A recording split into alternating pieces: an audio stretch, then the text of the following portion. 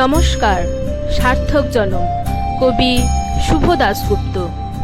যে ছেলেটা চায়ের দোকানের এটো কাপ ধুচ্ছে রাস্তার ধারে, তাকে ডাকুন।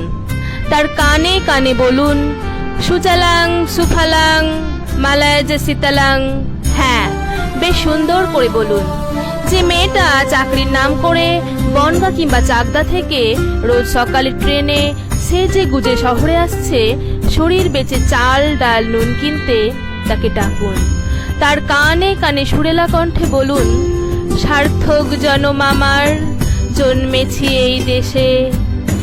যে ছেলেটি লটারির টিকিট নিয়ে দরজায় দরজায় ঘুরছে আর বলছে, বিশ্বাস করুন আমি ভদ্রলোক, আজ 10 বছর হলো আমার কারখানা বন্ধ, লক আউট, তাকে ডাকুন।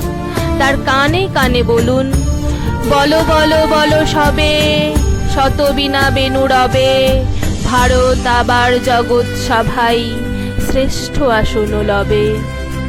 রাতের আকাশ কাঁপিয়ে অঝোর ধারায় বৃষ্টি নামলে যে মা আজও লণ্ঠন হাতে টালির ঘরের দরজায় ঠাঁই দাঁড়িয়ে থাকেন তার খোকন ফিরে আসবে বলে। যে খোকনকে এমনই এক বর্ষার উন্মত্ত রাতে কালো গাড়ির পুলিশ ডেকে নিয়ে গিয়েছিল আর বরানগরের রাস্তায় ভোরের ঘুম ভাঙা কুকুর দেখেছিল যার গুলিবিদ্ধ রক্তাক্ত লাশ, সে মাকে ডাকুন।